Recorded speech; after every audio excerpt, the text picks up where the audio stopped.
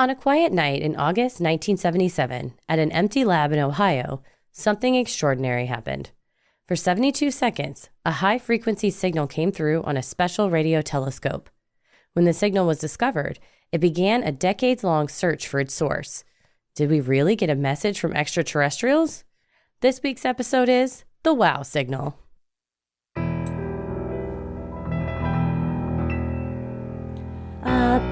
Bump in the night, your heart fills with dread. Probably a murderer who wants you dead. It could be a ghost, a demon, or worse. Perhaps you're the victim of a witch's curse. It's hopeless, you're doomed. You'd call a priest if you could. You'd rather just listen to who? Sinisterhood.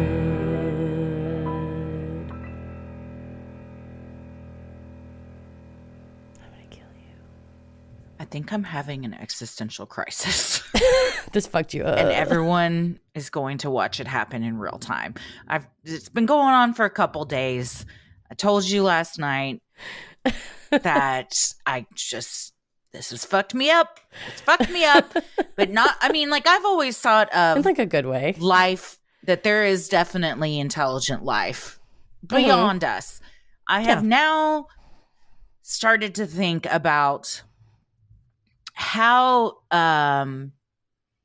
what's the word I'm looking arrogant, naive perhaps that I've been thinking. I've just been taking other perspectives into consideration lately. Specifically what we were discussing the other night of an ant can't conceptualize what we are. No. Their brains can't handle that. They see us as a threat, I'm sure, if we're coming at them or whatever. But they have their whole ant world with their own ant stuff and their whole ant way of doing stuff. And we don't know what it is. We see them as a nuisance. We stomp them out and then it's gone. Yeah. We zoom in on them or whatever. And they have their own ant time because their time moves differently for ants because they're so small, which I had to learn from a documentary on Netflix. Isn't that wild, though? So then, all of it. Yeah. Why would we assume, and I don't say this trying to say that there is a, quote, higher power or a, quote, God or any of that, because I don't really use those types of words.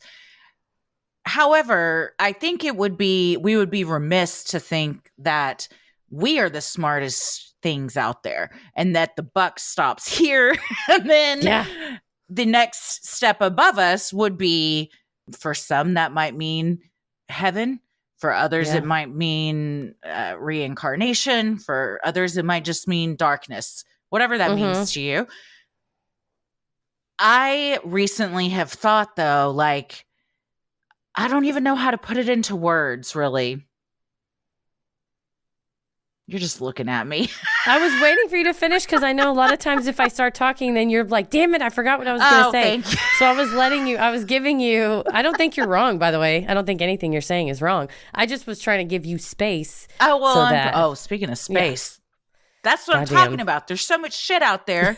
How are we to know? But really what this has made me think about, and Stephen Hawking has blown my mind on many occasions. You know what? He's a smart guy. I'm going to throw it out there. There's a lot of smart people out there. And especially researching this, I actually even thought, God damn, there are so many brilliant minds out there. Oh, yeah. That have done and are doing and will do so much that a lot of us don't know about. Or we kind of take it for granted, but mostly we just don't know about because it's not in our field of study or interest. However, they're doing the most to make sure that, we stick around for a while or we can kind of figure out what's going on out there. And it's just interesting that we kind of all look up in the night sky and just think, that's cool. But then a lot of us, or a small fraction, look up and think, I can't sleep without knowing what else is going on up there. And I'm going to dedicate my life to trying to find out. And I think it's interesting and maybe telling as far as the human race that we're not all just as fascinated as the people we're going to talk about today. Yeah, that's a good point. That perspective wise, we're all very much in whatever's happening 3 feet around us, or even what's going to happen 2 weeks from now, or what happened a week ago, or, we're all kind of self centered, right? You said that the other day. You're like, everybody just thinks they're the main character, which we all do. I say that too. Everybody's the star of their own show. I don't take things personally because most of the time people do things selflessly, thoughtlessly, and it's because they thought of themselves. And I don't fault them for that because I do the same shit. But you're right, given that it goes on forever. I mean, that we know of. We don't know how far it goes. What do we know? What do we know? A little, but a lot now, thank God, because people have been working so hard. As the folks that we're going to talk about here today, people are still working hard on trying to receive messages, send messages, just see what the fuck is out there, map it. I didn't even think about until we really dug down in here the breadth of astronomical research. I always just thought you look up and see where the planets are moving, but this is a whole other field of you can see what moves, but you can also hear stuff moving. And I was like, oh, I did not know that. Oh no, what? They're like, yeah, we can hear sounds, everyone, and they go on for infinity. But that's the other thing too, is yes, we know a lot and we've learned a lot. However, who's to say that there is another Earth-like planet out there in some other universe with a much, much more evolved us, that their knowledge and what they are doing on their Earth is exponentially more advanced than what we're doing here. So while we know a lot, do we really know a lot? Or is it just with our tiny minds, we have a ceiling, a brain ceiling that we haven't yet gotten over the hump, so to speak?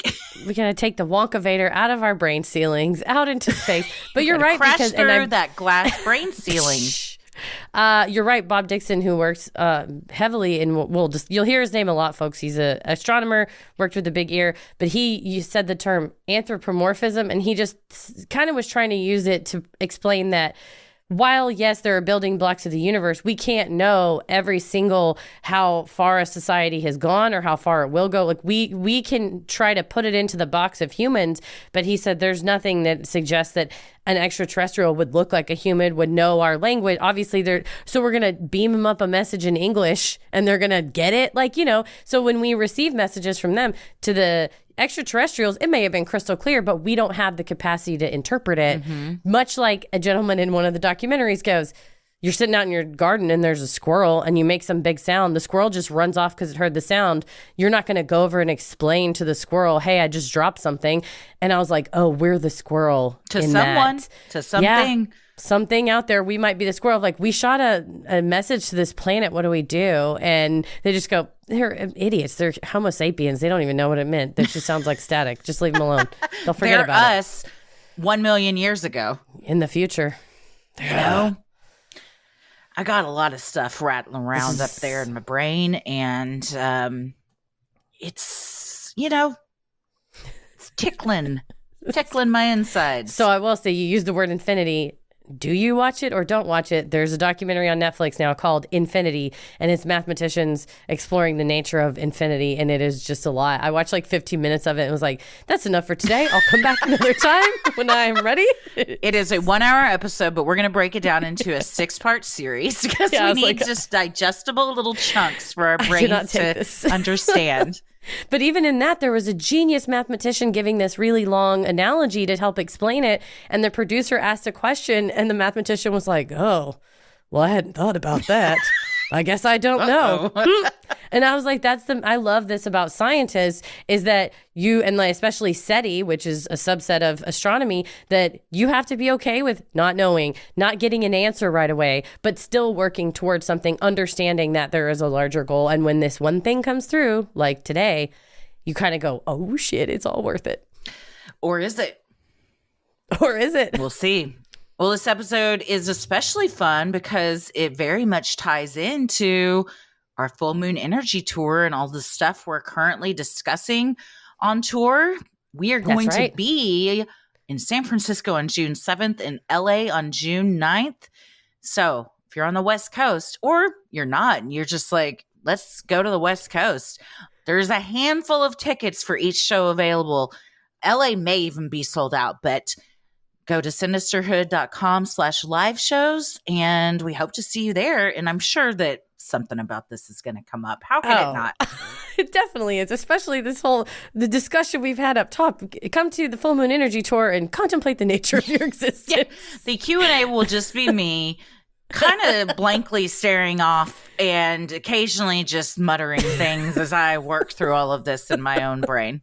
Please come help Christy work through it. Well, I'm Christy. And I'm Heather. And let's get into it. In the post-World War II era, the United States began focusing more on applying current technology to our exploration of outer space. In 1960, astronomer Frank Drake began the first modern SETI experiment using the radio telescope at the National Radio Astronomy Observatory in Green Bank, West Virginia. SETI stands for Search for Extraterrestrial Intelligence and has become a collective term for scientific searches for intelligent extraterrestrial life. Drake started his work by listening to two sun-like stars on a very specific frequency, 1420 megahertz. Well, the only way you can make this maybe a little cooler is take off that one. You just get a 420 megahertz. Then we know who we're looking for. It's 1420 megahertz somewhere. And then the right type of extraterrestrials are like, ooh, they're on our frequency. Here they are. Yeah. And instead of numbers and messages, we just see a giant, just a puff of smoke kind of just looms over the whole planet. We've arrived. They're here. Oh, hell yeah. Hydrogen is the most abundant element in the universe, and the frequency at which hydrogen atoms vibrate is 1420.4 megahertz. Therefore, Drake chose this frequency as the one most likely to be used for alien transmissions. The 1420 megahertz band became an internationally protected radio frequency that is kept free of all man-made communications, just in case something comes through. That's a good plan. You want to leave the lines open. I never knew this. I didn't know that we'd all agreed to keep 1420 open just in case. You guys be cool. Don't muck up the channel. Don't get like, you're like making all these jokes on the radio when you really need to make a call. Yeah. It's like, get off the phone. We're all expecting a call. Stay off the line. Stay off the computer. Yeah. It's like, who picked up the phone? I'm on the internet. Get off the internet right now. We're waiting for the call to come through. The aliens might be trying to call. Look, I'm downloading stuff from AOL. Meanwhile, the Buckeye State was working on something of its own. In 1946, the father of modern radio astronomy, John Krause, joined the Ohio State University faculty. First, he built a small radio telescope on some university farmland. Soon, he knew they needed a much bigger instrument to achieve their goals. I like this man who was just like, well, I'll make my own, and just did do that. And a lot of people, I won't say everyone, but a lot of people that find themselves drawn to radio astronomy have figured out ways to do it on smaller scales or in their homes. Yeah. And John Krause was like, I'm not letting this stop me. I'll do it myself. It is truly remarkable that so many people are like, I could build a telescope by myself and then just do that, or a radio transmitter. And it's like, yeah, this is where I live in Chicago. Oh, this is my backyard with my 20-foot radio signal that I just shoot up in the skies. And I've built, like, how do you even know to do that? No idea. Very impressed by it all. You're referring to Robert Gray, the WOW signal enthusiast in Chicago, who built a 30-foot fucking huge satellite in this backyard in Logan Square, which is a very Chicago neighborhood. It's not out in the country. It's At least he put it in the backyard. Yeah, I found out he passed away a few years back, but I did find out he was a UIC alum. Go Flames. Go Flames. And he was a badass. He was like a badass data analyst that in his spare time got obsessed with listening to the skies. Yeah. And all it takes is like a 30-foot-ish diameter for him to do it at home. And one of the things he was watching on a little computer in this documentary, and it was this 2017 documentary about the WOW signal, he's watching images of the night sky, and he says to the documentarians, no one's ever seen this before. I just go through and click through, and I'm looking for a colored dot that's an anomaly that doesn't fit here, and you just go through screen by screen. But to think that he is looking, and then therefore the filmmakers and us are seeing something that nobody else sees. And It's then magical. imagine how much of the sky and the universe and galaxies that nobody sees. You can't even conceive it.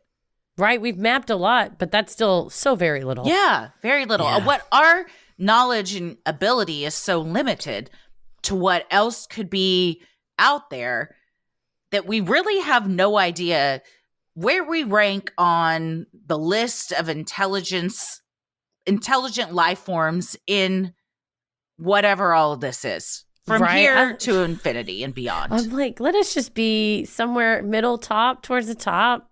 Well, see, that's what's so interesting to me that I've been thinking about is we assume we are the top.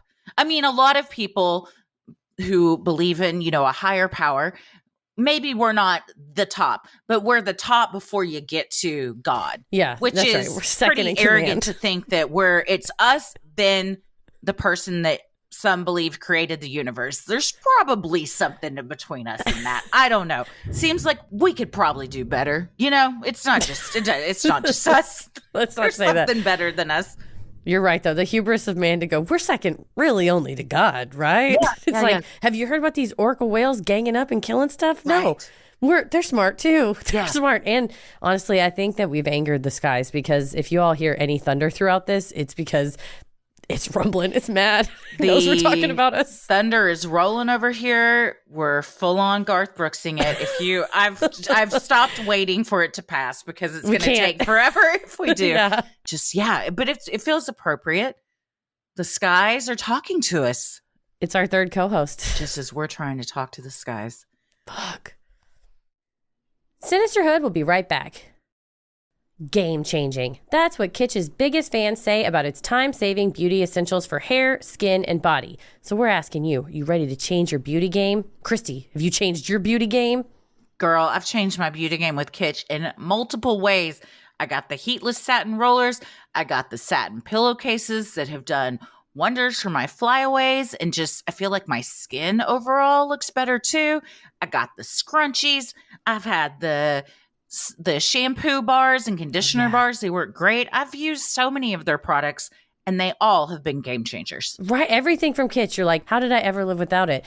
Started in 2010 by selling hair ties door to door, literally just a hustle and a dream. Kitsch is self-funded, female founded, and now carried in over 20,000 retail locations.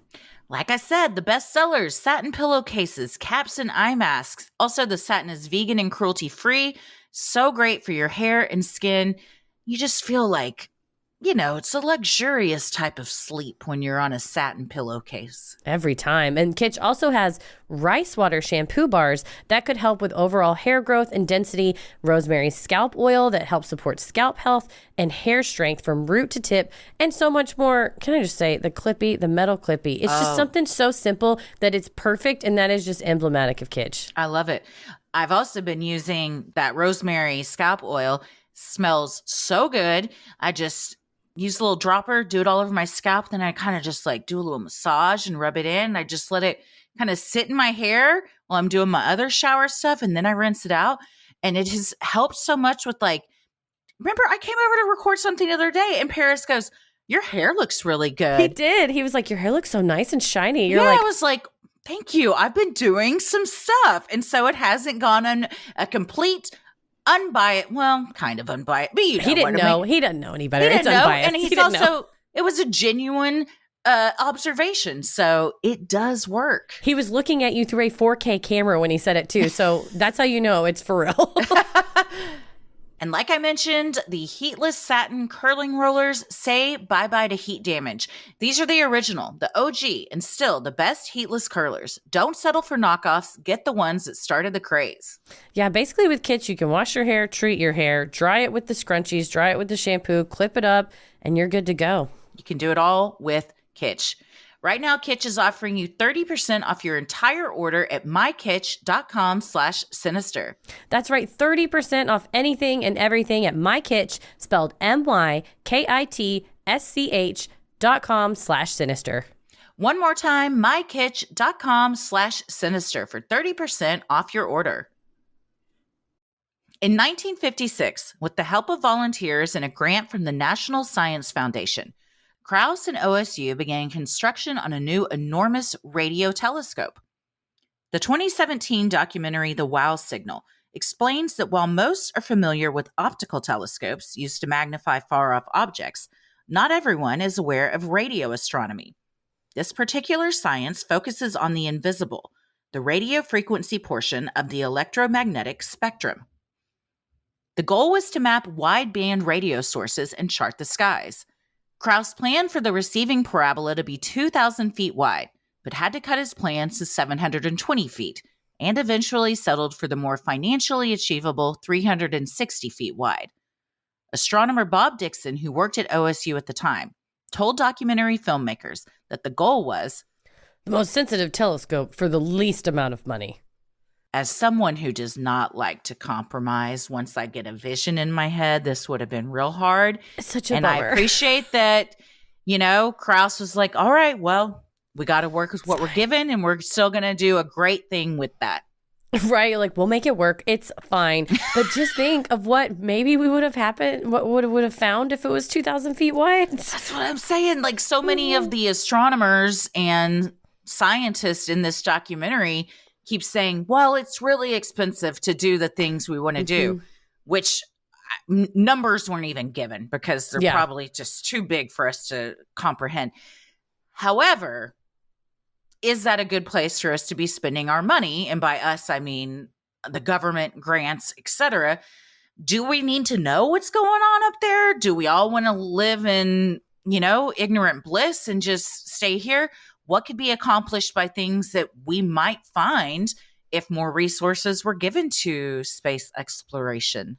And that's a good point, because also the OSU radio telescope and some of these other radio telescopes, in addition to their astronomy, their use in discovering new stars and planets and things, can also be used for weather. NASA has a whole, NASA looks into weather and climate change. Also, sometimes defense. They can help with tracking radio and radar and things like that. Satellites. So, well, one would be like, we don't need to write a big check just to go looking for aliens. It's like, yeah, we're looking for aliens, but there's like 6 other things we can do with this. Let us also just look for aliens, like maybe on the weekends. Is that cool?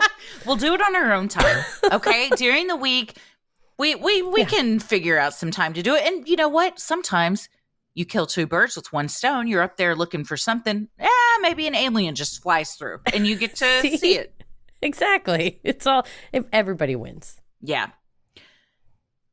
After 5 years of construction, the finished result was officially known as the Ohio State University Radio Observatory. Informally, it was known as the Big Ear. Its largest reflector was known as the flat reflector, and that surface was so large that it had the sensitivity equivalent to a circular dish the size of half a football field. Overall, the entire apparatus was the size of over 3 football fields.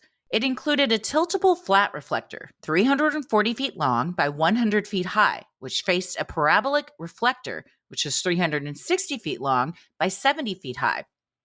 To save on cost, the telescope used the rotation of the Earth to control its movements, in addition to its tilting reflectors. OSU first powered on the Big Ear in 1963, 2 years after its construction was complete. This set off the world's longest extraterrestrial search, according to the Guinness Book of World Records. Yeah, and when you're trying to visualize it, it's like a big flat thing, and then the signal zaps to that, and then it hits another thing, and then it hits down into these other scoopers, and those dump it into a computer. It's kind of a ding-dong. It's like, when a cowboy spits into a spit bucket, it's like that, but the sound from space ricochets around and then goes down on the bottom. This is why we need more money dumped into the space system. So we're not just describing it. When a cowboy spits his chaw into a spittoon and it bounces around, it's kind of like that. That's how we're going to hear from the aliens. It's interesting. It's called the Big Ear because it's listening. It doesn't look like one, which I feel like is a mistake. I think they should have constructed it. It could have been fun. But yeah, it's a big old thing. And telescopes in general are very confusing. And I don't know how they work, but it's great. So this is like a big one, but instead it measures radio frequencies instead of like visual stuff. Yeah, it's just interesting how it has to. They also said to save money, they're like, we can't move it any direction. So we'll just rely on the earth because that kind of moves. And then we'll just go the other way, which honestly is really smart. And I think necessity is the mother of invention, that you only have so many dollars and you want to try to cover as much as you can. So you work with it. You got a natural tilter right there. Piggyback on that tilt. From the beginning of its operation in 1963 through 1970, the Big Ear was used to create entire maps of the sky. Called the Ohio All-Sky Survey, the Big Ear and its team of dedicated staff and volunteers were able to survey 70% of the sky. However, in 1972, a budget shortfall from the National Science Foundation changed everything. You can map 70% of the sky and still they come along and go, we actually can't give you any more money. You're more than like halfway done. That's a C. Exactly. That's passing. Yeah. Exactly. Nope. Sorry. And this was 1972. So I think in this, you said it does dovetail with the Full Moon Energy show, in which we talk about the Apollo program somewhat. And it dovetails with the starting to phase out towards the end of the Apollo program. Everybody kind of got that feeling of, why are we spending all this money in space? Suddenly Richard Nixon's the president and the bloom is off the rose. Like, we already beat the Russians to the moon. Why are we really fighting this anymore? I mean, we still had the Cold War and they were still interested. I think more focus shift away from space and more towards how can we build a bomb, a weapon, things like that to be more competitive on the earth here. Yeah, for sure. While the Big Ear was listening, astronomer Frank Drake was sending a message of his own. On November 16, 1974, he aimed the Arecibo telescope in Puerto Rico at Messier 13, also known as the Great Hercules Cluster, a globular star cluster located about 25,000 light years from Earth in the constellation of Hercules. He and the team from Cornell University then sent a message that included the following information: a counting scheme of 1 to 10. The atomic numbers for hydrogen, carbon, nitrogen, oxygen, and phosphorus, which make up DNA, the chemical formulas that make up DNA, an image of the DNA double helix, a stick figure of a human being, our average dimensions, and the human population of Earth, a depiction of the solar system, indicating that the message is coming from the third planet, and a schematic of the Arecibo Observatory and its dimensions. You just basically told them where to find us and how to beat us up. We're only about this tall. This is what we're made of. Yeah, like, why don't you go ahead and put on all of our strengths and weaknesses? Soft, cries easily. Yeah. But eyes are weak. Yeah, it's interesting what you're going to send up there, but I feel like it covers a lot. And if you got a bunch of people sitting around, you're like, listen, we can send up 1, 2, 3, 4, 5, 7 things. We got 7 bullet points we can send up. Everybody throw out their ideas. We'll pick the most popular. I guess this is what you get. That's what they came out with. And they're color-coded, each of the pieces of information. And when you put the binary code into, I suppose, the computing system, but the translation comes out, it looks like Tetris. It's like these little squares. And so it's like a little man made out of squares and a little DNA double helix made out of squares. And I just imagine some extraterrestrial going, oh, that's cute. Look, it's like a macaroni drawing. Oh, look, they've learned how to use a computer. Oh. How 2 million years ago of them. Damn. Yeah. 2 million and late. Can I just say that I don't get light years? Yeah.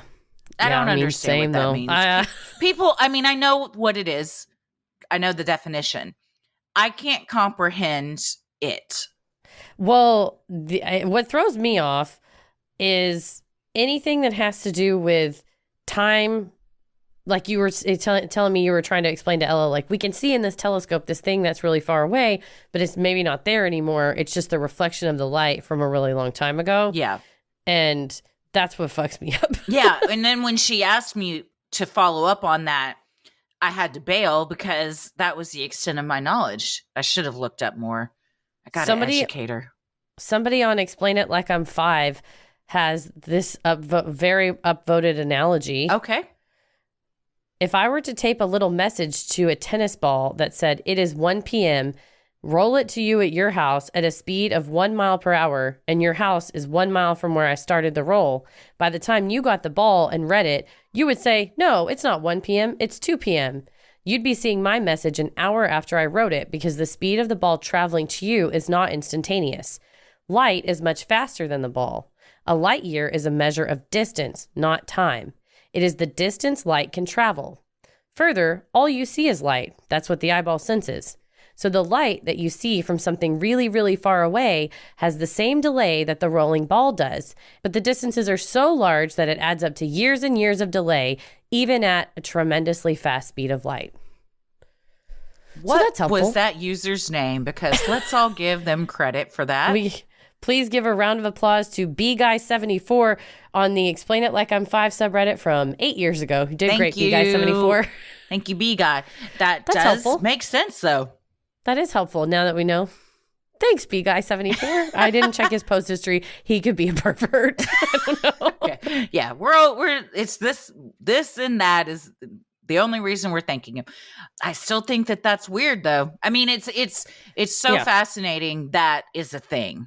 It circles back to what you were saying at the beginning, which is it is so far. Like, imagine how far you have to be that something that travels as instantaneously as light still appears so many millions of years in the distance. That just shows how far away things are. Yeah. And I think where I get tripped up is I'm like, oh, well, I can see it, so it can't be that far away.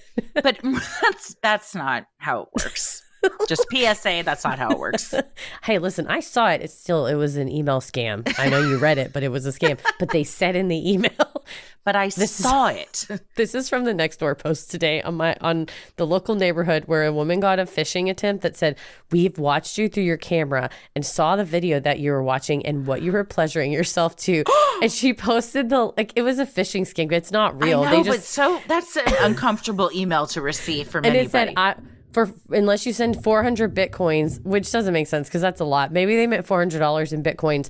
We're going to tell everybody on your contacts list what you've been diddling to. This is a Black Mirror episode. It really was a Black Mirror episode.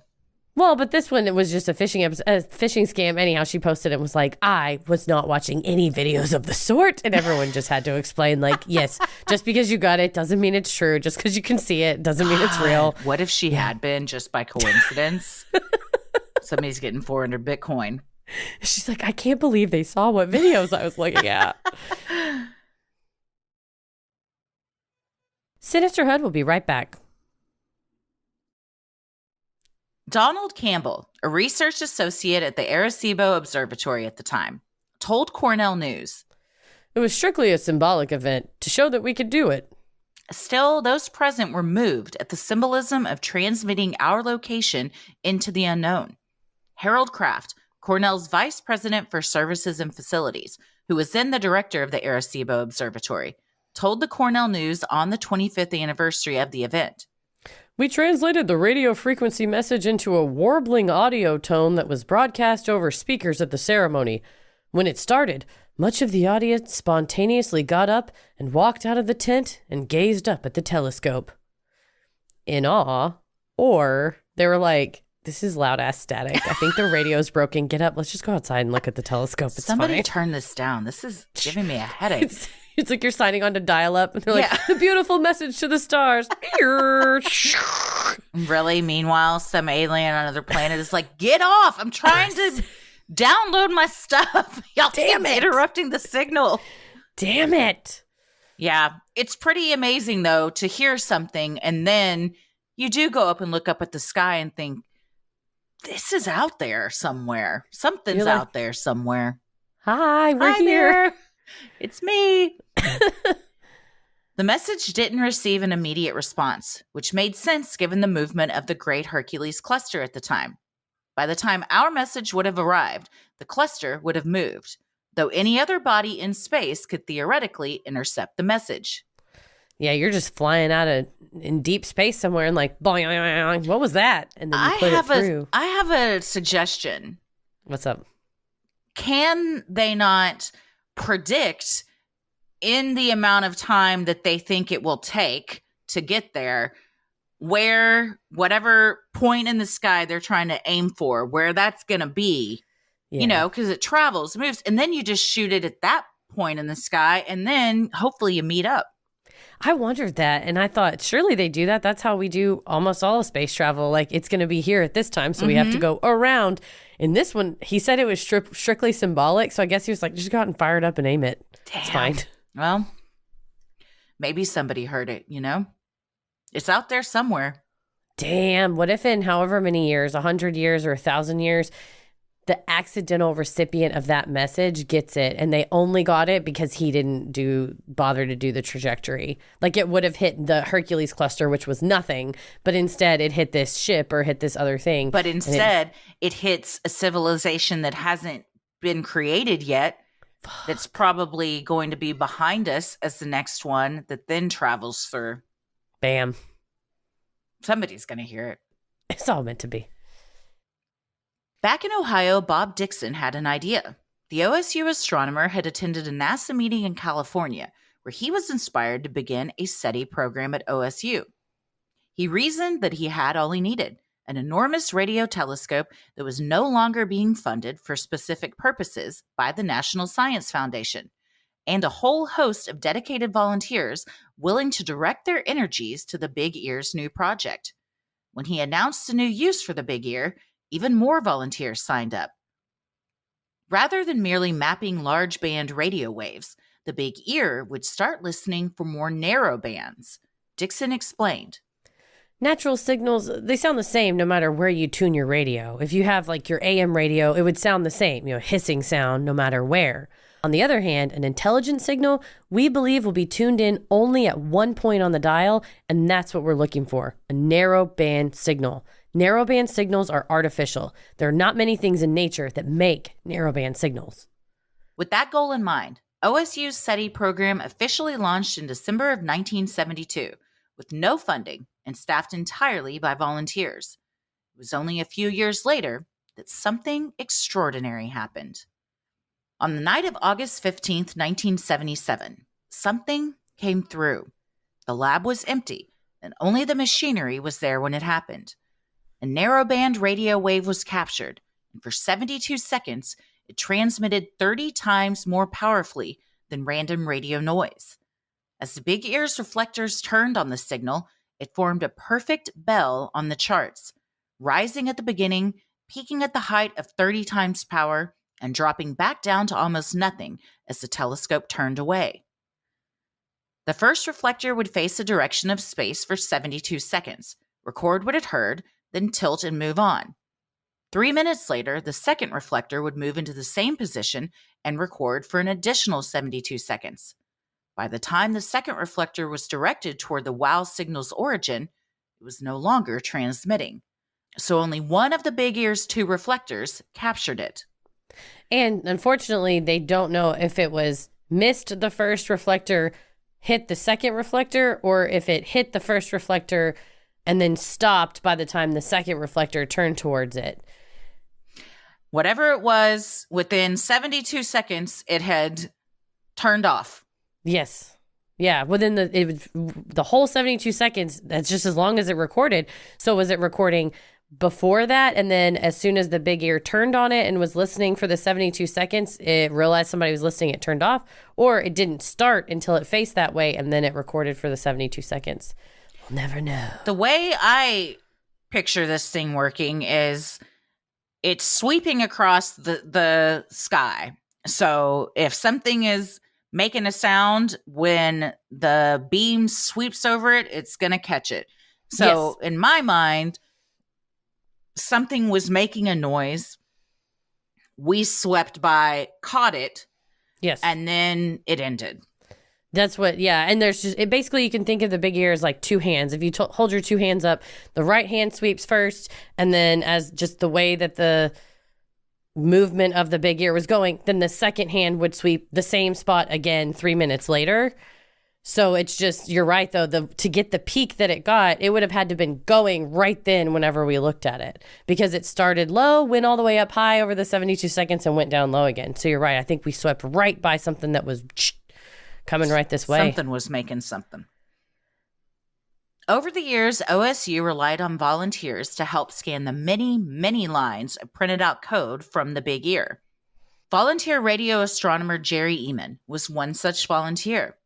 Eman would receive boxes of printed signals and review the signal printouts for any anomalies. This man is so sweet. He's very sweet. He just is a lover of science. He's an astronomer himself. And he said about 2 times a week, people would just drop off boxes of like stacks of printed out paper that's just lines and lines of code. And after he worked his real job or after dinner, he'd just sit down and go through them like he's grading papers. But it was something he really enjoyed doing and was doing it totally volunteer. Shout out to all the volunteers at all the astronomical facilities across the world, because it is so underfunded that imagine how much longer it would have taken to discover this if you didn't have the Jerrys of the world who are like, well, put them on my porch and I'll go through them. Mm-hmm. Bless you. OSU utilized an IBM 1130 computer to analyze the data from the Big Ear. The intensity of observed radio signals were translated into single digits. The computer's printouts would show 50 columns of data, with 1 digit on each line. Each column represented every channel being monitored. Each digit represented the intensity of the signal, with 1 being the lowest. After the numbers 1 through 9, letters were used to represent signals stronger than a 9. A for 10, B for 11, and so on. The higher the numbers or letters meant a higher signal strength. While reviewing the printouts one day, Jerry, with his red pen in hand, saw the sequence 6EQUJ5. He was astonished. In his years of volunteering, he had never seen something so notable. Almost all frequency readings he had seen before were comprised of numbers representing a lower strength. Beside the sequence, Jerry wrote his now famous reaction in red pen, 3 letters and an exclamation mark. Wow. Jerry said in a later recollection, I immediately recognized this as the pattern we would expect to see from a narrowband radio source of small angular diameter in the sky. He told filmmakers in 2017 that he was so excited about his find, he nearly used a word stronger than wow. It's fortunate. I thought about this later. Wow was like an expletive, but a good expletive, so I didn't get deleted. Though he was excited, Jerry continued his search. He told interviewers, I was especially interested to see if that same signal came back a day later, but it didn't. It didn't appear on the 3rd or 4th days either. After I got through looking at all the printouts, I called Dr. Krause and said, we've got something interesting here. So you're sitting at your kitchen table alone at night, just going through like you normally do, and bam, something you've never seen before jumps out at you. That's got to be a pretty amazing feeling. You're seeing 1, 2, 3. You're right, man. That's like the jackpot. It's like scratching off your lotteries every night, and finally you hit. Like, is this right? Like he said, I looked at it because he'd never seen that many letters in sequence, and seeing them where it's a number on either end, lower letters on either end, and then 2 high letters in the center. That shows that exact bell curve of what you were saying when we turn the reflector at a single source of sound that's coming through on that narrow band. That's exactly what he was looking for. So they're telling him, just keep your eye out for this. Like, you're probably never going to find it. We've been at this for like 8 years now. And then that night you're like, I have to make a phone call. Or at first you're like, is the computer messed up? Surely not. I would probably, I'm not an astronomer, but me, I'd be like, it's messed up. Isn't it so incredible though, that he's, at that moment, the only person that knows this.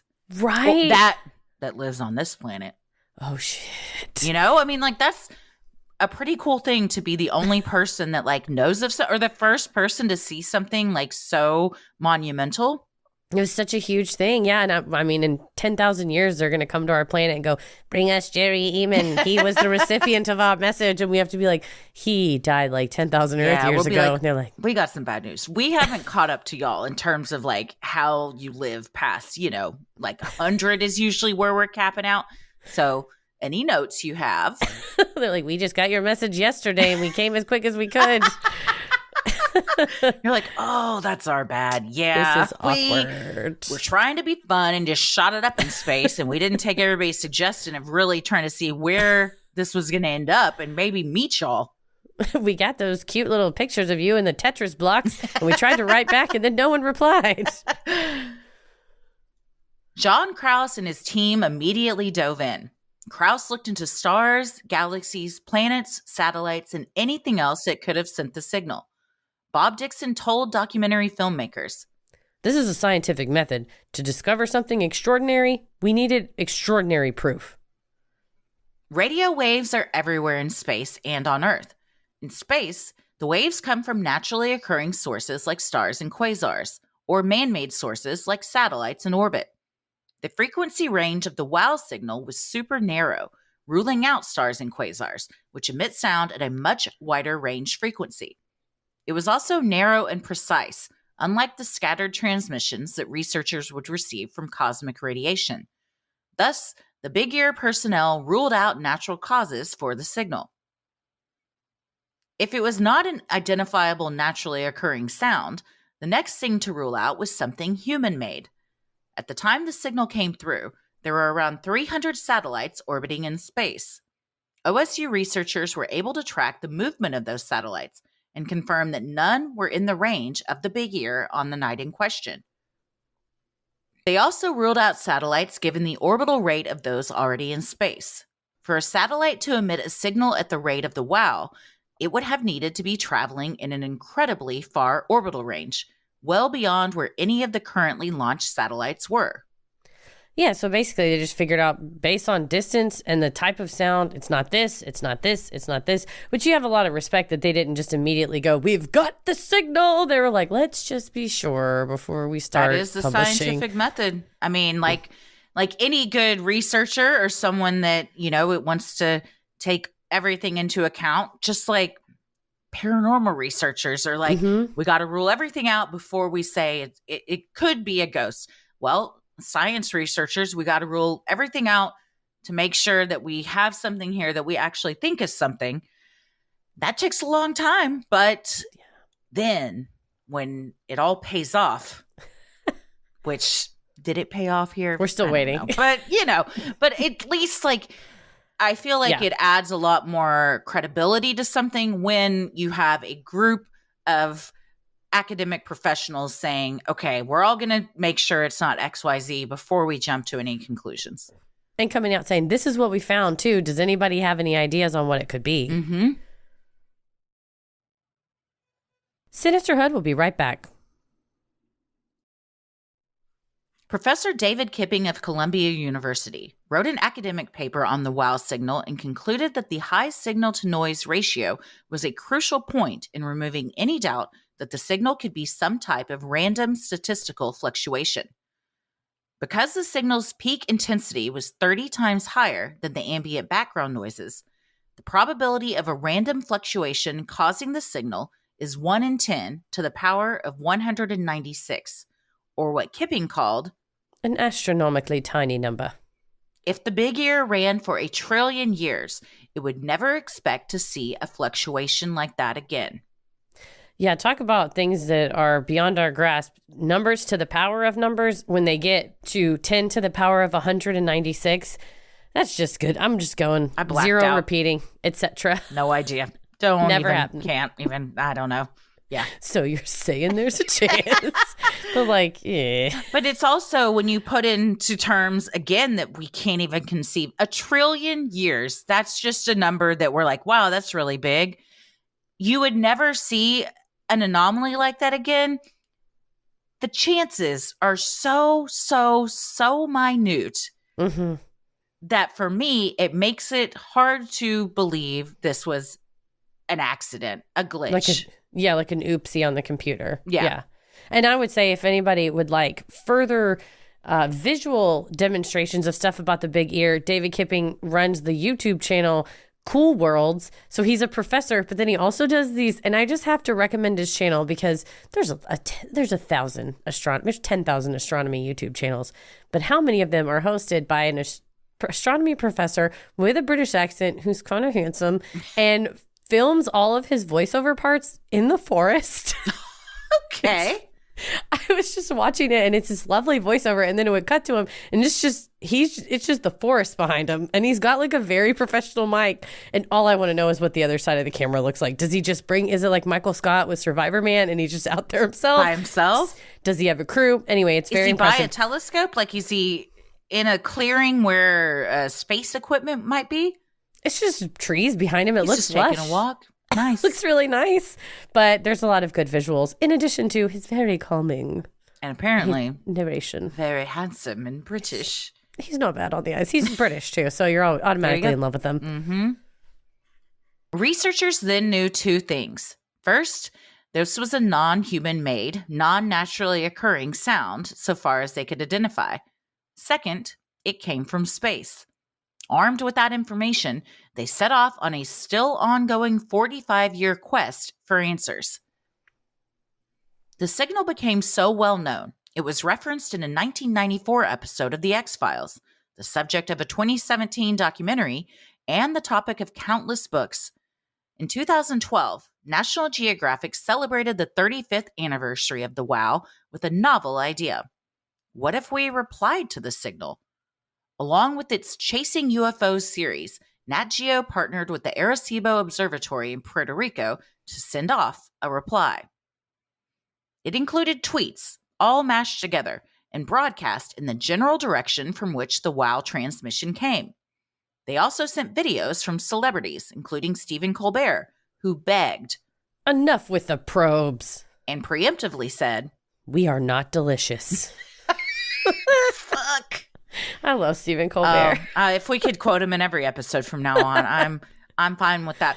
It is interesting to think, though, there's two camps of people when it comes to ET is, yeah, I definitely want to meet him, or no, they would be horrifying. When it gets down to brass tacks, I think I'm starting to lean towards, we don't know what we're fucking with, and it's probably not good. Right?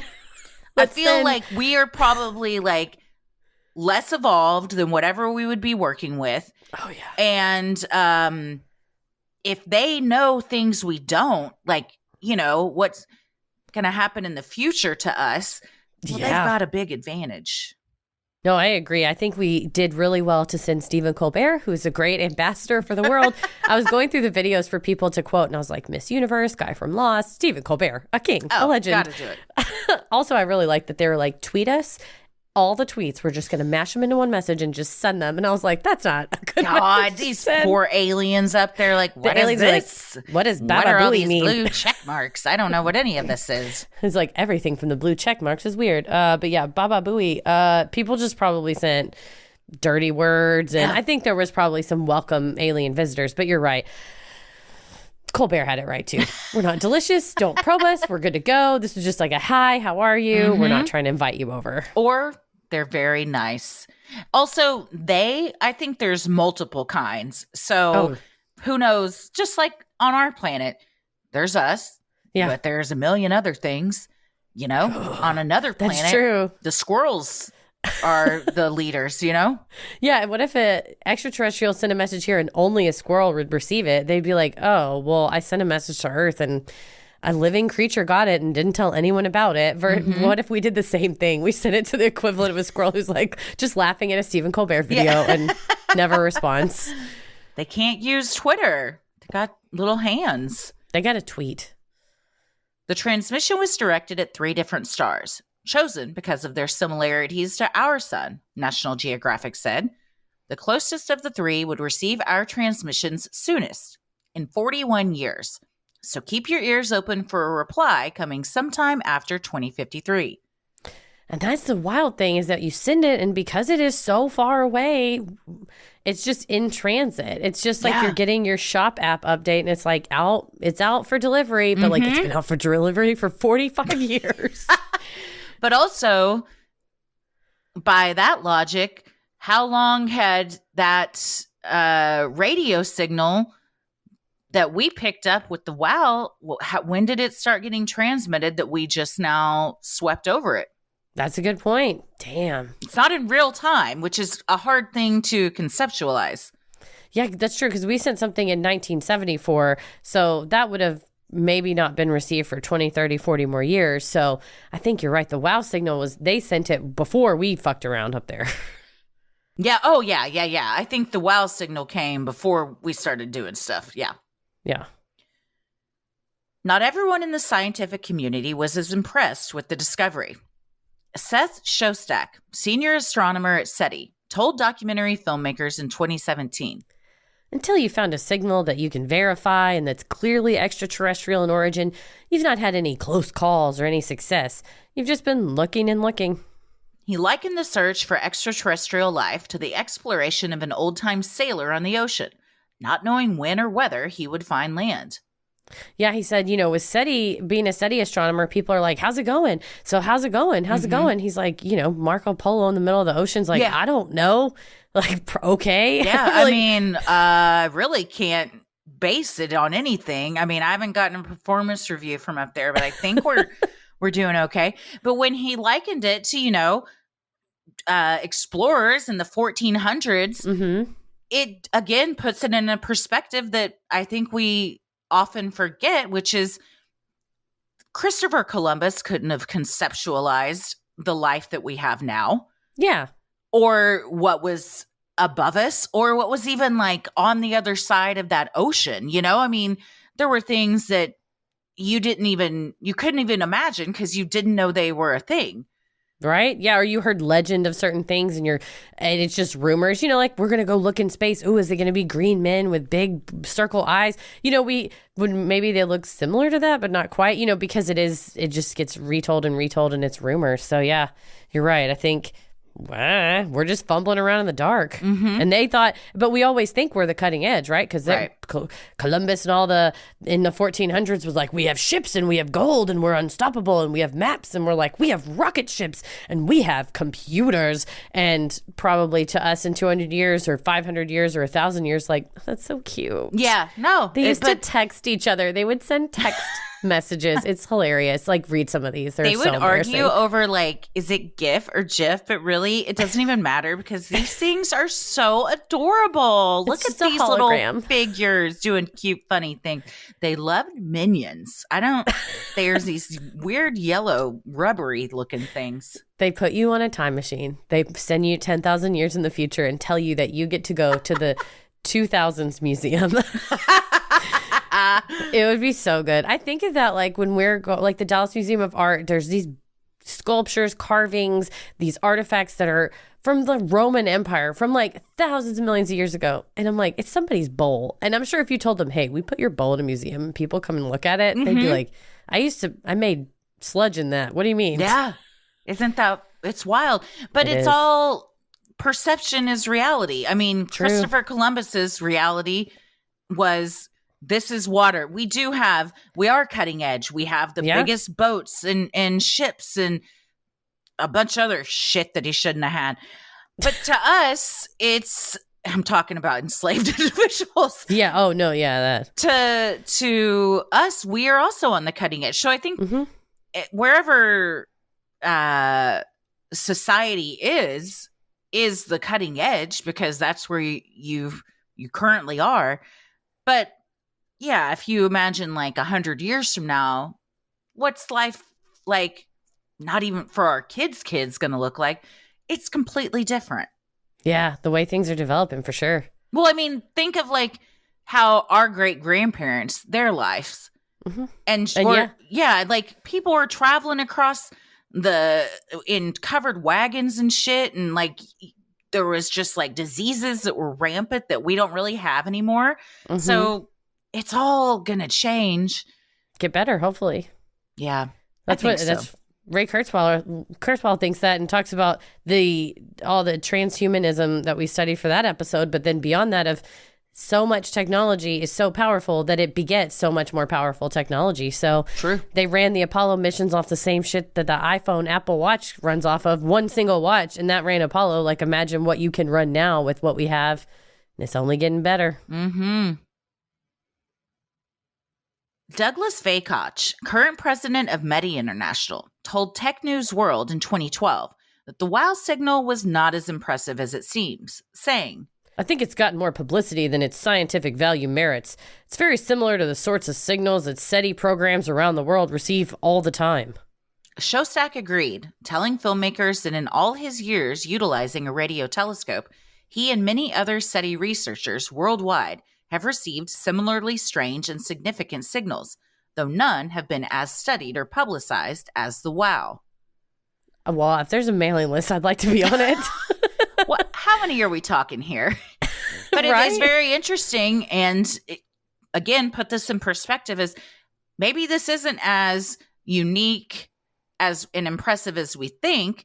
It's just been the most reported on. And like with a ton of cases we cover that, involving from space to true crime, like you learn that the more you dig into it, there's usually a different type of story. Mm-hmm. And I think Vajkoch and Shostak have some points here.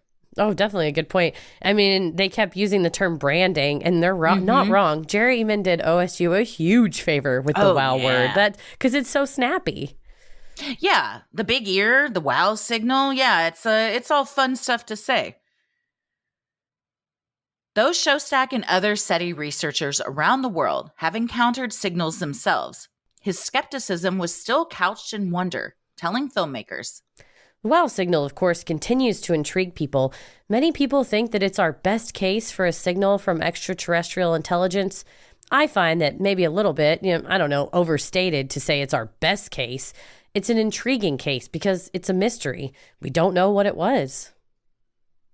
In addition to the WOW signal, the Big Ear cataloged 70% of the sky and discovered 20,000 radio-emitting objects, many of which were previously unknown, according to the Big Ear's memorial website, bigear.org. However, it never again received a signal as strong or as clear as the WOW. By the late 90s, OSU retired the Big Ear. In 98, it was dismantled into 6 sections, each weighing more than 25 tons. According to bigear.org, OSU intended to sell the telescope, but for unknown reasons, that never happened. Assistant Director of the Big Ear, Bob Dixon, called the dismantling of the telescope a tragic situation. And Dr. Krause called it a day that would live in infamy.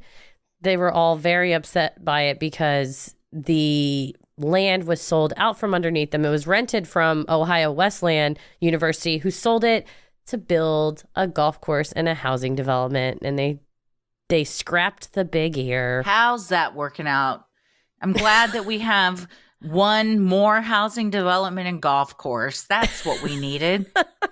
We take something that's like, there's not another one ever anywhere, and then we just replace it with shit that you can get anywhere. And I think their argument was like, well, it was built in the 70s, so it's kind of old and technology is updated, which I can kind of get behind. But something in there's got to be some kind of valuable, Yeah. Let's not just dump it all. Just, give it a little facelift. Upcycle it, and then, just give it a little more va-va-voom so we can keep listening.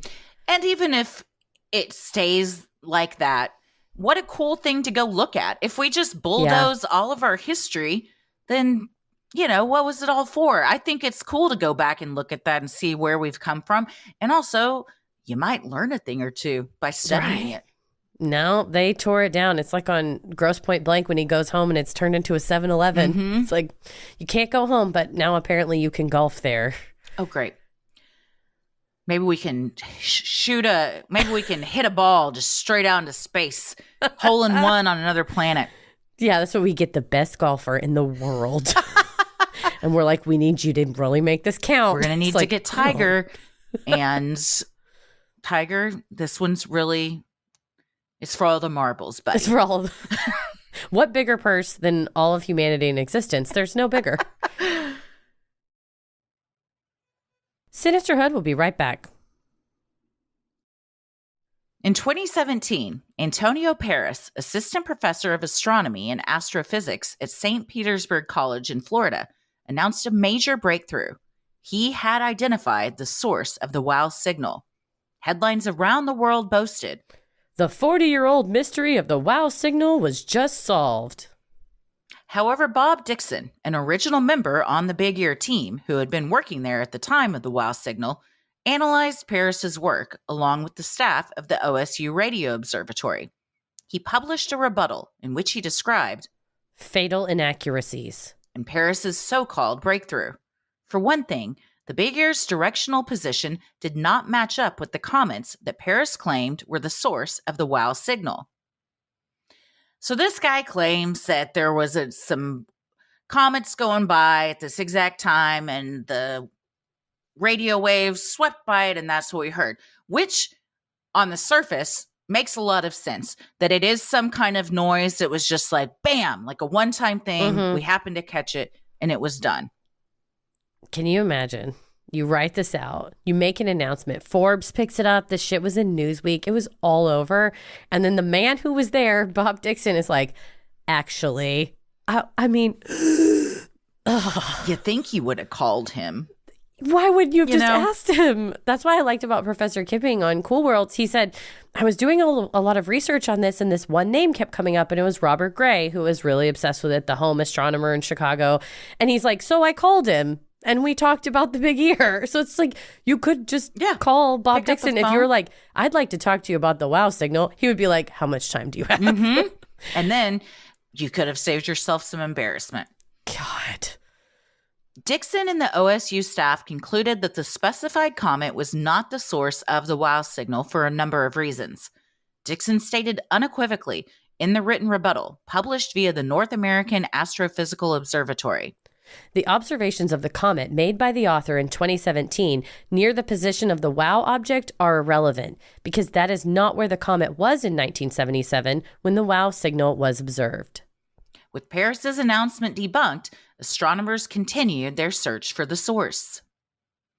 In 2020, Alberto Caballero, an amateur astronomer, worked on cataloging all the stars and planetary bodies located within the area that the signal emanated from. Caballero narrowed it down to 60 sun-like stars as the best candidates. And yeah, he basically, I mean, that's so much work to go through every single possible candidate that was in the view of the telescope at the time. You know, you're going back, calculating their trajectory, our trajectory through space and time, and still getting it down to 60. And then a couple of times people have said, oh, I used his research and I got it down to 2 or 3. And just each time there's something that it doesn't quite line up. So is he saying that one of these 60 stars either was created or destroyed and that force was what was picked up? No, I think he was saying that most likely if there is, so they have to kind of narrow it all down, and there's an equation that you try to figure out where the planets would have life on it, because it's not only like a planet, it's a planet that was in a habitable zone that hasn't been around long enough and yada yada. So he found 60 stars that could support planets around it with life. I see. And said like, so maybe one of those planets around, because they don't think it came from a sun-like star just based on the narrow band. If it was, stars make a different sound or make a different frequency. But he said it could be one of like a planet near one of these stars, but it's still taking it down from 300 down to 60 down to, and just go one by one, I guess. That's how you got to do it. Even with the big ear out of commission, the thirst for answers around the WOW signal remained, and new technology paved the way for further discoveries. The Breakthrough Listen Project, a $100 million initiative founded by Russian billionaire Yuri Milner, physicist Stephen Hawking, and Facebook's Mark Zuckerberg, was created in July of 2015 to search for alien life in the universe. According to the project's website, Breakthrough Listen includes a survey of the 1 million closest stars to Earth. It scans the center of our galaxy and the entire galactic plane. Beyond the Milky Way, it listens for messages from the 100 closest galaxies to ours. The program also boasts that its radio surveys cover 10 times more of the sky than previous programs. They also cover at least 5 times more of the radio spectrum and do it 100 times faster. They are sensitive enough to hear a common aircraft radar transmitting to us from any of the 1,000 nearest stars. And that is exactly the type of technological acceleration that we've been seeing from the whatever, since technology came about, from the first computers to date, is that it doesn't just double, it goes by 100 factor, 1,000 factor. So where the big ear can only do super narrow parts for 72 seconds, dependent on the rotation of the earth, old Zuckerberg, as my grandma would say, old Zuckerberg, he's just like, I mean, that's a massive amount of data and information. Well, they got a massive amount of money to spend on it. So, right. But at least he's spending it on something that I think is worth a shit. Hopefully they can benefit us. And they said it was a 10-year, $100 million project. So July of 2015, we have only a few more years left to see what they come up with. Damn. The extremely sensitive instruments used are 50 times more sensitive than existing telescopes dedicated to the search for intelligence. They have made a handful of announcements regarding fast radio bursts, or FRBs, both in 2012 and 2017. These bursts are so quick and unpredictable, it makes it impossible to determine what event or object could have produced these signals or why they only occur in short, sharp bursts. Russian scientist Alexander Zaitsev coined the term METI in 2006 to delineate between SETI's research tactics of looking at and listening to the sky versus his goal of making contact by actively sending messages into the sky. He said in a 2006 paper on the subject, METI pursues not a local and lucrative impulse, but a more global and unselfish one, to overcome the great silence of the universe, bringing to our extraterrestrial neighbors the long-expected annunciation, you are not alone. Stephen Hawking and a whole host of other scientific experts urged caution when reaching out to extraterrestrial neighbors. Hawking told NBC News in 2017, we only have to look at ourselves to see how intelligent life might develop into something we wouldn't want to meet. And that's the quote that blew my mind. We don't think about that kind of stuff. Like, what would we want to meet ourselves now? Or what I started thinking about was, what if there's a planet just like ours, a billion light years away? They're people like us, we're all, we're the same. Yet they've just made a lot of different choices. It's like Bizarro what World. If they did? How many Bizarro Worlds are out there where we're all like, well, this is how we do it, so this is how it's done, and we've always done it. And another planet's like, I'm sorry, you keep dogs in your house and just let them run around? Or like, wait a second, you kill those things that live out in the grass and then you cook their meat and eat them? There's so many things that are just normalized, but would that be to others, and including like weapons, war, ideologies, etc.? No, that's a good point, because like he said, we only have to see how we're intelligent. What did we say earlier? We're the top, we're the apex, and see how stupid we are to each other and how wasteful we are with the earth and disrespectful and mean and stupid for selfish reasons. I'm like, I wouldn't want to meet somebody like us. I want to meet the ones that did all the other stuff, that made the different choices. You know where they're located? The Urantia book. I'll tell you all about the aliens that come to save us. That's true, yeah. Seth Shostak, senior astronomer at SETI, agreed, describing the conundrum of METI. To begin with, what do you say to someone you've never met and who's a member of a different species? Much of the conversation centers on whether we should show our bad side. Do we tell aliens that we engage in war, threaten our environment, and chow down on other critters? Physicist Mark Buchanan agreed, writing in the journal Nature Physics. Any civilization detecting our presence is likely to be technologically very advanced and may not be disposed to treat us nicely. At the very least, the idea seems morally questionable. Well, do you just shoot all your shit up into space and hope for the best? Or do you do it the American way and you play your cards close to the chest and you're like, I'm not giving up any type of information that might work to my advantage? Yeah, are you asking what I would do? That's a rhetorical question. It's rhetorical. Sure, what would you do?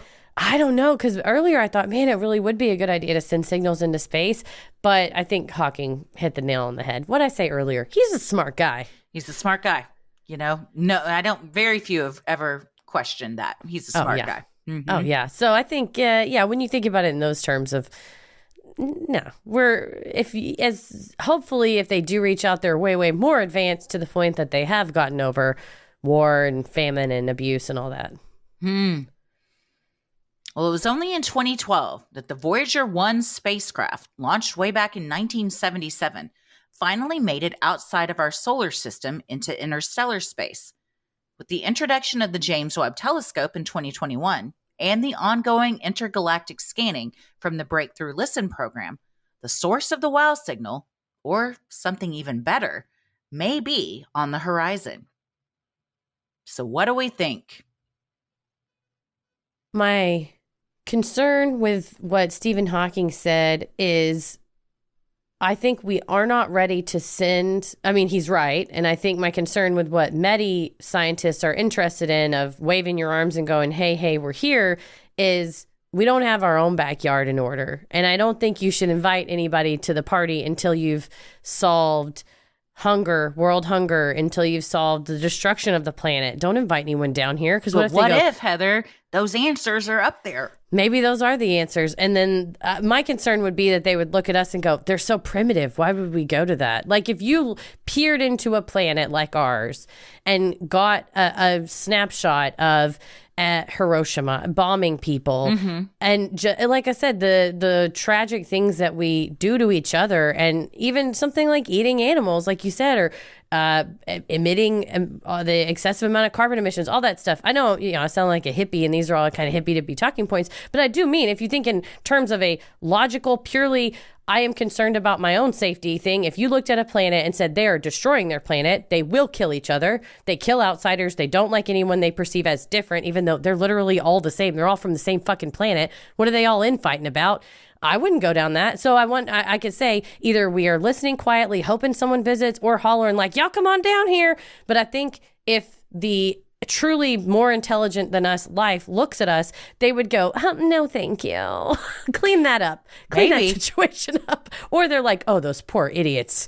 Or they're like, we can use them to our advantage. We'll eat them. We'll use them for fuel for our batteries. Like, or what if that's it? We're all about war. So we're going to recruit them as soldiers. I mean, I don't how anybody would perceive our planet, because I don't know what their planet is like. So I think we do think, that of like, nobody wants to come down here because it sucks as far as, not all of it sucks. There's a lot of, and maybe the glimpses they get are like really nice moments of a baby being brought into the world and everyone being joyful, or, huge monumental, moments in history that are positive.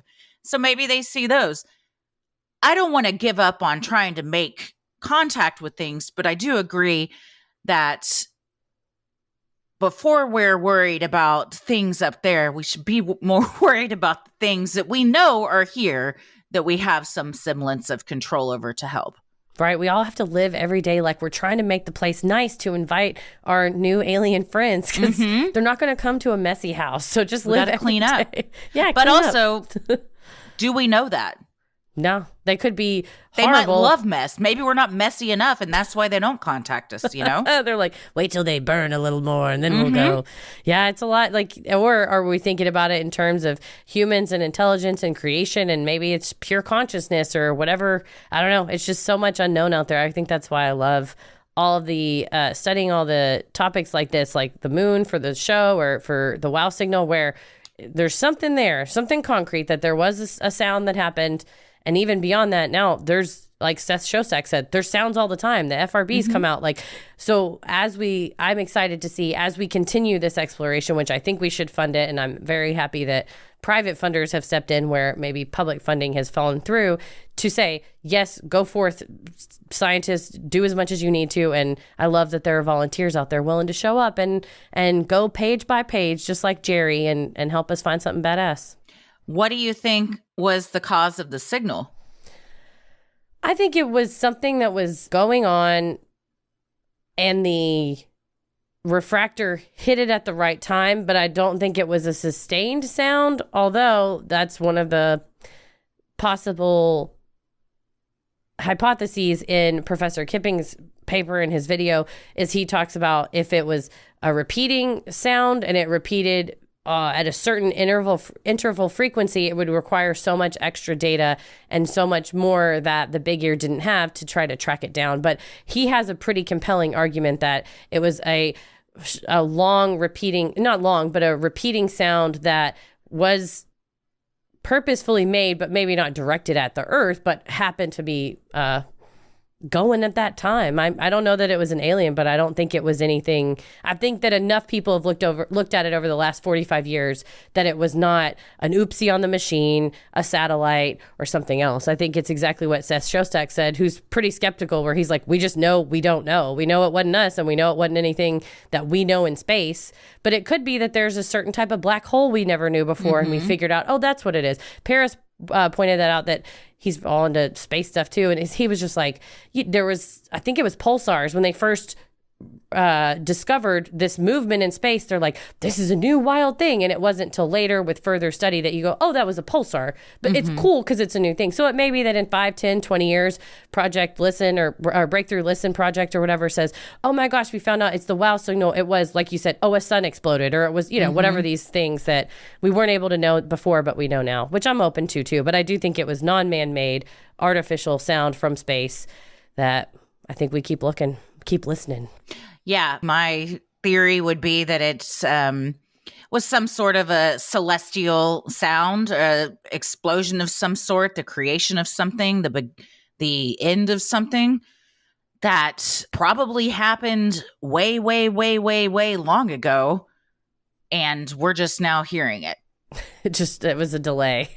Yeah, I mean, that's true. Could it be? And I'm about to blow your mind. I'm ready. And this probably isn't even, this probably doesn't even really make sense, but it was a thought that occurred to me after my edible kicked in the other night. What if it is our planet in the future ending, and we're hearing that noise because, it happens in the future, but it has to travel back to us in the past. Does that make sense? It does. I think we should give it a name. Big Bang Theory. Wait a second. It's such a good name. Gosh, I feel like I'm on the cusp of something really big here. Yeah, and then whenever you go, let's put the wow signal through this radio and have it play, then it plays the theme song to the TV show Big Bang Theory. That's the wow signal. It's just that bare naked lady song. Yeah, and it started with a big bang. And then it's Sheldon, because everyone loves Sheldon. I'm glad we sent Stephen Colbert, but also, why did we not send Sheldon? Oh, yeah, Jim Parsons has got to go up there. He's an angel. Send his face. Send his face to everyone. Then they'll show up. Send them just like a clip of the Big Bang Theory. Then they would be like, look, these people are smart. They're nice. They have friends that are maybe laughing at something. They're all attractive, and they know science. They're all good looking. Here, yeah, we're in. We're all in. That's how we lure them here. No, I think that's a good point. And we wouldn't be able to know it or see it because it's kind of like all this crazy loop. That's the beginning of that Infinity show. There's a whole thing about this ball, and anyway. But I think you may be onto something. I don't know, because we don't know how much we don't know, and until we keep investing and we keep utilizing the more rapidly expanding technology to go even further than we've ever gone. You're right. Maybe in 50 years or 500 years, it is like, oh my God, that's the beginning and the end. Wait, would it make more sense that what that was hearing our current planet that we live on being destroyed in the future? Or are we hearing the creation of the planet that we now know happening however long ago? I, up until recently, didn't understand the fact that we're simultaneously moving through space and time. And we only know as far back as we've been able to track where we've been. So I can't say definitively that that's not true. Either the birth or the death of us. And was it all in one big bang, just like the show? I don't know. There might be a scientist out there that says, that doesn't jive because of these 5 things. And like, all right, well, whatever. Shut up. But I like it. And so I say we stick to it. Okay, whatever. I didn't go to Cornell. Yada, yada. It's pronounced OSU, Colonel. Whatever. And it's the highest rank in the military. So you didn't even say your dang school right. No, But yeah, I can't debunk that, and I love that theory. And that's if we do ever look through and figure out back in the light years that was it, that's either beautiful because it's the sound of our birth, or horrifying because that's how we're gonna go. Yeah, or it's all the same thing, isn't it? All birth and death all at once. It's all that DMT. That's a future episode. Well, and now we get to the point in the episode. Just kidding. We're already an hour and a half in. It's over. But we are going to have some discussions on DMT, probably at the tour, because buckle up. We've, we've been talking about mushrooms. Now we're talking about DMT. To clarify, we're not doing mushrooms or DMT. We haven't done them. We just watch documentaries about them and then talk about them. I have done mushrooms several times. Okay. I've never had the experience that I'm looking for, that in the documentary that we watched last night, I was like, this is what I'm trying to do. Mm-hmm. I'm trying to have some spiritual awakening where I'm under a weighted blanket with a night mask and headphones and somebody holding my hand instead of, on a back porch at some party at 2 a.m., which is also very fun and has its place. But I want I'm trying to see that DMT molecule. I want spiritual that plane. I'm trying to do it. But I don't want to take DMT because I'm scared of it.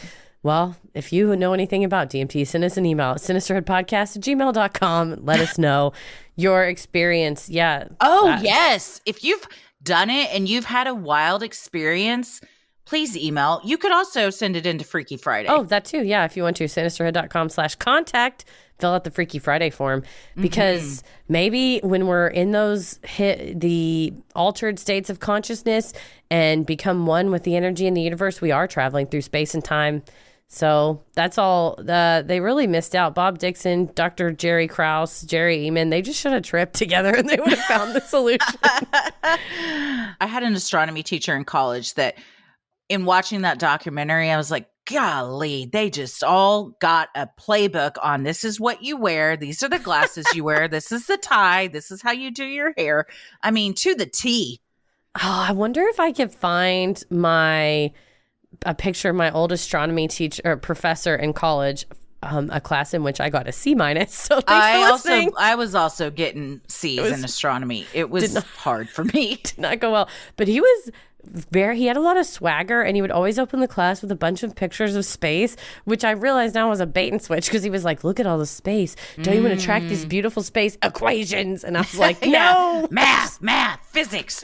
Mine did not have a lot of, he had swagger in his own way. He loved a short sleeve button down, like mustard yellow with stripes. Fuck yeah. A tie that was too short. Definitely a pocket protector. Hair like Doc in Marty, we gotta find the black holes. Yeah, but brown. Big old glasses. You know the ones I'm talking about. Yeah, he sounds like he was great. But he was super, and he also would be like, okay, like occasionally it would sound like what's his name from South Park, and it was around the time that came out. I don't think he was doing it to be funny. That's just honestly how he talked. Also brilliant. He was fucking brilliant. They all are, man. God bless the scientists and the astronomers and everyone that is doing physics for us, because we sure ain't doing it. We'll just keep looking up with our mouths open. That's what I'll be doing through my telescope that came out of a box.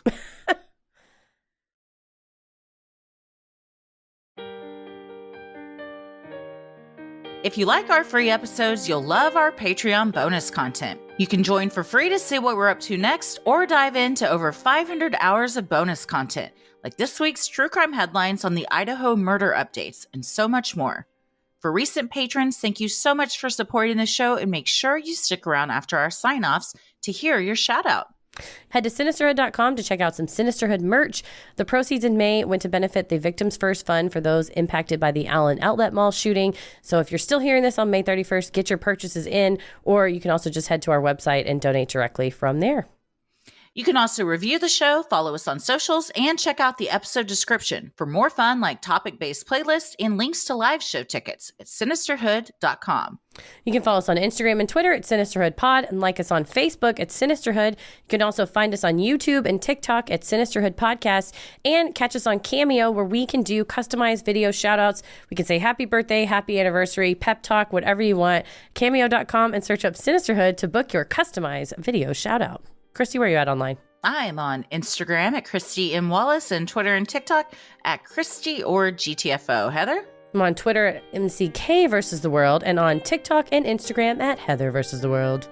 As always, the devil rules the airwaves. Keep it creepy.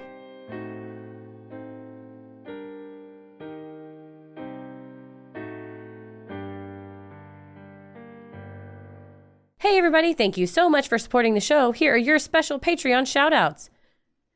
Shavler Nation, Stephanie F., Kendra Northover, Corey Stevens, Kristen Sramick, Christine, Little Dai Singh, Amy Ackley, Grace Almeida, and Alexandria Young. Thank you so much for supporting the show. We could not do this without you. We hope we pronounce your names correctly. Stay safe, stay healthy, and keep it creepy. Mwahaha.